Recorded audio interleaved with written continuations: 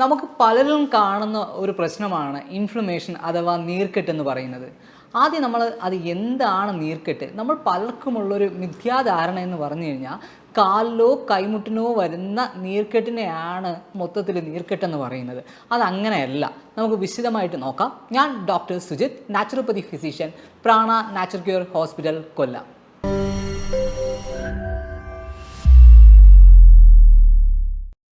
നീർക്കെട്ട് എന്ന് പറഞ്ഞാൽ അതായത് ഇൻഫ്ലമേഷൻ എന്ന് പറയും നമ്മൾ ഇംഗ്ലീഷിൽ. അതായത് നമുക്ക് ഉണ്ടാകുന്നത് നമ്മുടെ കയ്യിൽ ഉണ്ടാകും, കാലിലുണ്ടാകും, നമ്മുടെ അവയവങ്ങൾക്കുണ്ടാകും, ഓരോ ഓർഗൻസിലും ഉണ്ടാകും. അതായത് നമ്മൾ ബോൺസിലുണ്ടാകുന്ന ഇൻഫ്ലമേഷനെ ഓസ്റ്റിയോ ആർത്രൈറ്റീസ് എന്ന് പറയും.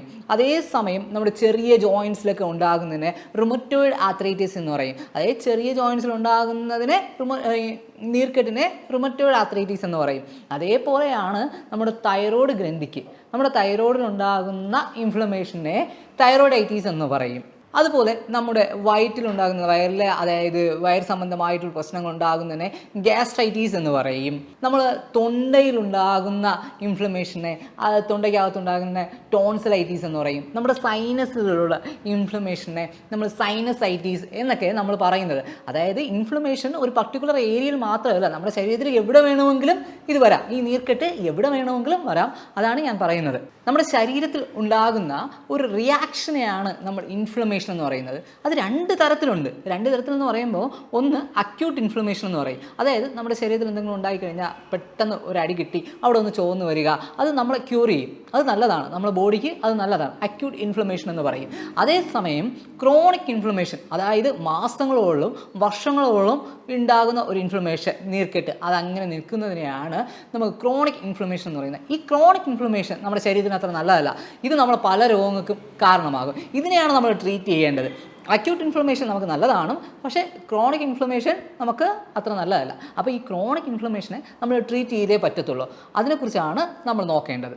അപ്പം ഓരോരുത്തർക്കും ഈ ഇൻഫ്ലമേഷൻ ഓരോ തരത്തിലായിരിക്കും. അതായത് നമുക്ക് ഏത് അവയവത്തിനെയാണ് ഇത് ബാധിച്ചിരിക്കുന്നത് അതനുസരിച്ച് അവർക്ക് കാണിക്കുന്ന സൈൻസ് ആൻഡ് സിംറ്റംസും മാറിയിട്ടേ ഇരിക്കും. ചിലവർക്ക് മുടി തൊഴിച്ചിലുണ്ടായിരിക്കും. അപ്പോൾ നമ്മൾ മനസ്സിലാക്കണം, ഈ മുടിയൊക്കെ തൊഴിച്ചിൽ വരുമ്പോഴത്തേക്കും ചിലപ്പോൾ അവർക്ക് തൈറോയിഡിൻ്റെ പ്രശ്നമായിരിക്കും. അപ്പോൾ തൈറോയിഡ് ടെസ്റ്റ് ചെയ്യുക. അപ്പോൾ തൈറോയിഡൈറ്റീസ് ആയിരിക്കും. അതായത് തൈറോയ്ഡ് ഗ്രന്ഥിക്കുണ്ടാകുന്ന നീർക്കെട്ട് അതുമൂലം ഉണ്ടാകുന്ന പ്രശ്നങ്ങളാണ്. അപ്പോൾ ഈ മുടി കൊഴിച്ചിലൊക്കെ ഉണ്ടാകുമ്പോൾ നമ്മൾ നോക്കേണ്ടതാണ് ഈ തൈറോയ്ഡ് ഉണ്ടോ എന്നൊക്കെ ഒന്ന് ചെക്ക് ചെയ്യുക. അവിടെ തന്നെ ഈ കഴുത്തിൽ വീക്കമായിട്ട് വരും. ഇങ്ങനെയൊക്കെയുള്ള പ്രശ്നങ്ങളൊക്കെ നമുക്ക് കൃത്യമായിട്ട് മനസ്സിലാക്കാൻ പറ്റും. ഈ അലർജി മൂലവും ഉണ്ടാകും.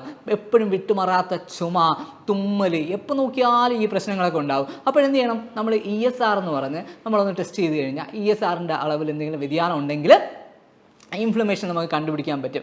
ഇനി ചെറിയ ജോയിൻസിലൊക്കെ ഇൻഫ്ലമേഷൻ ഉണ്ടാകും. ഞാൻ പറഞ്ഞു ആൾറെഡി റുമറ്റോയിഡ് ആർത്രൈറ്റിസ് എന്ന്. അപ്പോൾ ഇതിനെങ്ങനെ കണ്ടുപിടിക്കുന്നത്? RA ഫാക്ടർ എന്ന് പറഞ്ഞൊരു ടെസ്റ്റ് ഉണ്ട്. ഈ RA ഫാക്ടർ ടെസ്റ്റ് ചെയ്യുമ്പോൾ നമുക്കത് കണ്ടുപിടിക്കാൻ പറ്റും. റുമറ്റോയിഡ് ആർത്രൈറ്റിസ് ആണോ എന്ന് നമുക്ക് കണ്ടുപിടിക്കാൻ പറയും. RA ഫാക്ടർ പോസിറ്റീവ് ആണെങ്കിൽ റുമറ്റോയിഡ് ആർത്രൈറ്റിസ് ആണെന്ന് നമുക്ക് കൺഫേം ചെയ്യാൻ പറ്റും. അപ്പോൾ എൻ്റെ മുന്നിൽ വരുന്ന പല പേഷ്യൻറ്റും എൻ്റെ അടുത്ത് വന്നിട്ട് ചോദിക്കും, ഡോക്ടറെ എനിക്കൊരു ആൻറ്റി ഇൻഫ്ലമേറ്ററി ഡയറ്റ് പറഞ്ഞു തരാമോ എന്നൊക്കെ ചോദിച്ച് നമ്മുടെ അടുത്ത് വരാറുണ്ട്. ആൻറ്റി ഇൻഫ്ലമേറ്ററി ഡയറ്റ് എന്ന് പറഞ്ഞാൽ ഇവർ പലരും എന്തെന്ന് പറഞ്ഞാൽ ആൻറ്റി ഇൻഫ്ലമേറ്ററി ഡയറ്റ് എടുത്തു കഴിഞ്ഞാൽ ഒബേസിറ്റി കുറയുമല്ലോ എന്നും പറഞ്ഞാൽ നമ്മുടെ അടുത്ത് വന്നിട്ട് ഡയറ്റ് ചോദിക്കുന്നത്. കാര്യമൊക്കെ ശരിയാണ്. ഈ ആൻറ്റി ഇൻഫ്ലമേറ്ററി ഡയറ്റ് എടുത്തു കഴിഞ്ഞാൽ നമുക്ക് വെയിറ്റ് ലോസ് ഉണ്ടാവും. പക്ഷേ നമ്മൾ ആദ്യം അറിഞ്ഞിരിക്കുന്നത് നമുക്ക് എവിടെയാണ് ഇൻഫ്ലമേഷൻ എന്ന് കൃത്യമായിട്ട് നമ്മൾ ക്ലിയർ ചെയ്യണം. അതിന് ശേഷമാണ് ഈ ഡയറ്റിലോട്ടൊക്കെ പോകേണ്ടത്. നമ്മൾ പലപ്പോഴും ഡയറ്റ് നമുക്ക് എടുക്കാം, പക്ഷേ ഡയറ്റ് എടുക്കുന്നതിന് മുമ്പ് എന്തൊക്കെ എടുത്തുകൂടാ എന്നുള്ള കാര്യത്തിൽ നമുക്കൊരു ധാരണ വേണം. ക്ലിയറായിട്ട് നമ്മൾ ഡയറ്റ് ക്ലിയറായിട്ട് എടുക്കുകയും നമുക്ക് എടുത്തുകൂടാത്ത ഭക്ഷണത്തെ നമ്മൾ അതിൽ കൂടെ ഉൾപ്പെടുത്തുകയും ചെയ്താൽ നമ്മൾ എത്ര കഷ്ടപ്പെട്ട് നിങ്ങൾ ഡയറ്റ് എടുത്താലും അത് നിങ്ങൾക്ക് പ്രയോജനപ്പെടുന്നതല്ല. അപ്പോൾ നമ്മൾ ആദ്യം മനസ്സിലാക്കേണ്ടത് എന്തെല്ലാം ഫുഡ് നമ്മൾ ഇതിൽ എടുക്കാൻ പാടില്ല എന്നുള്ളതാണ് നമ്മൾ നോക്കേണ്ടത്. അതിൽ നമ്മൾ ആൽക്കഹോൾ എടുക്കാൻ പാടില്ല. ഷുഗർ ഐറ്റം മൊത്തത്തോടെ നിങ്ങൾ കട്ട് ചെയ്യണം. ഷുഗർ ഐറ്റം എന്ന് പറയുമ്പോൾ നിങ്ങൾ വിചാരിക്കും ചായയിൽ പഞ്ചാര ഇടുന്നതോ ഇങ്ങനെയൊക്കെയുള്ള വിഷയങ്ങളാണ് കട്ട് ചെയ്യേണ്ടത്. അല്ല, ഷുഗർ ഐറ്റം എന്ന് പറയുമ്പോൾ മൊത്തത്തിൽ ഷുഗർ ഡയറക്റ്റായിട്ടോ ഇൻഡയറക്റ്റായിട്ടോ ആയിട്ടുള്ള കൺസപ്ഷൻ. ഇൻഡയറക്റ്റ് എന്ന് പറയുമ്പോൾ നമ്മൾ ബേക്കറിയിൽ നിന്ന് വാങ്ങുന്ന പലഹാരങ്ങളൊക്കെ ഇല്ലേ, അലുവ, ഇങ്ങനെയൊക്കെയുള്ള ലഡു, ഇങ്ങനെയൊക്കെയുള്ള കാര്യങ്ങളാണ് ഇൻഡയറക്റ്റ് ഷുഗർ എന്ന് പറയുന്നത്.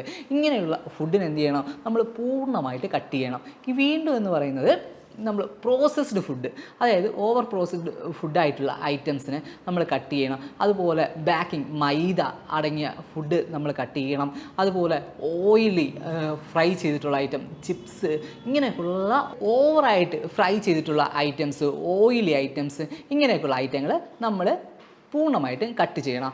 അതുപോലെ തന്നെ പാക്ക്ഡ് ഫുഡ് ഐറ്റംസ്, ഇങ്ങനെയുള്ള ഐറ്റങ്ങൾ നമ്മൾ കട്ട് ചെയ്താൽ മാത്രമേ നമുക്ക് കൃത്യമായ ഒരു റിസൾട്ട് നമുക്ക് കിട്ടത്തുള്ളൂ. ഇതെല്ലാം ഫുഡിൻ്റെ കാര്യത്തിലാണ്. ഇനിയും ഒന്നുണ്ട്, ഇതിലെല്ലാം പറഞ്ഞിട്ട് ഇവർ ഡയറ്റ് എടുക്കും, ബാക്കി എല്ലാ കാര്യങ്ങളും ചെയ്യും. രാത്രിയാകുമ്പം 2 സ്മോൾ അടിച്ചില്ലെങ്കിൽ ഉറക്കം വരില്ല ഡോക്ടറെ, അതാണ് എൻ്റെ പ്രശ്നം.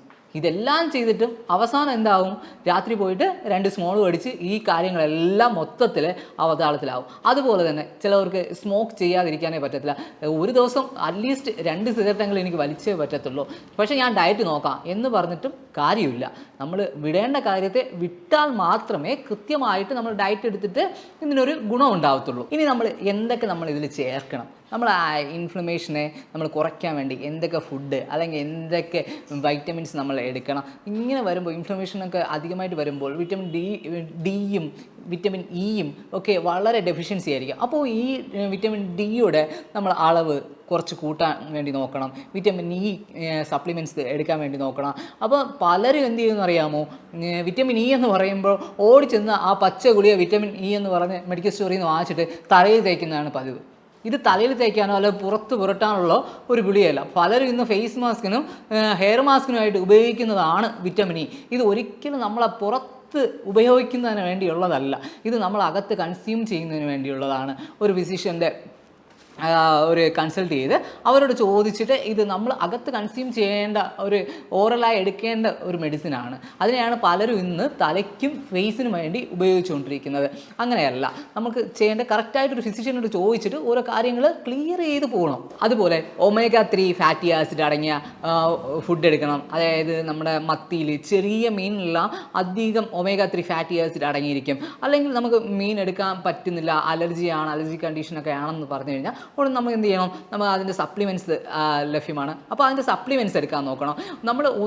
നമ്മളെന്ത് ചെയ്യുമെന്ന് പറഞ്ഞാൽ എനിക്ക് മീൻ അലർജിയാണ്, അപ്പോൾ ഞാൻ എന്ത് ചെയ്യും, അതിനെക്കുറിച്ച് എടുക്കത്തില്ല. അപ്പോൾ ഒമേഗ 3 ഫാറ്റി ആസിഡ് എവിടെ നിന്ന് കിട്ടും, ഒരിടത്തു നിന്ന് കിട്ടത്തില്ല. അപ്പോൾ നമ്മളത് ചെയ്യേണ്ട കാര്യം എന്ന് വെച്ചാൽ അത് എടുക്കാൻ പറ്റിയില്ല എന്നുണ്ടെങ്കിൽ നമ്മൾ അതിൻ്റെതായ സപ്ലിമെൻറ്റ്സ് നമ്മൾ എടുക്കാൻ വേണ്ടി നോക്കണം. അതുപോലെ തന്നെ നമ്മുടെ ഫുഡിൽ മെയിനായിട്ട് നമ്മൾ കോൺസെൻട്രേറ്റ് ചെയ്യേണ്ടത് നമ്മുടെ ഗട്ടിനെയാണ്. നമ്മളെ ഗട്ടിന് പലപ്പോഴും നമ്മൾ അവഗണിക്കുന്ന കാര്യവും അതാണ്. നമ്മുടെ ഗട്ട് ക്ലിയർ ആയി തന്നെ നമ്മുടെ ഇൻഫ്ലമേഷൻ്റെ പകുതി മാറി കിട്ടും. അപ്പം നമ്മൾ ഗട്ടിനെ നല്ല ഹെൽത്തി ആയിട്ട് സൂക്ഷിക്കാൻ വേണ്ടി നോക്കുക. അപ്പോൾ അതിനു വേണ്ടി പ്രീബയോട്ടിക്, പ്രോബയോട്ടിക്, അതായത് തൈര്, നല്ല മാംസാഹാരങ്ങൾ, നല്ല രീതിക്കുള്ള വെജിറ്റബിൾസ്, ഇതെല്ലാം നമ്മൾ ചേർത്തെടുക്കാൻ വേണ്ടി നോക്കുക.